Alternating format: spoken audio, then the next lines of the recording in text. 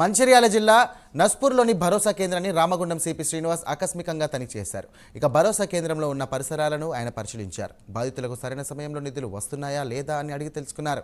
లైంగిక వేధింపులకు గురైన మహిళలకు కేసు ట్రయల్కు వచ్చే వరకు పరిహారం ఇప్పించి భరోసా కేంద్రం అండగా నిలుస్తోందని సిపి శ్రీనివాస్ తెలిపారు. ఇక ఒంటరి మహిళలు తమ కాళ్లపై తాము నిలబడేలాగా నైపుణ్యాలు నేర్పించి వారు సమాజంలో ఉన్నతంగా జీవించేలా దోహదపడుతుందని అన్నారు.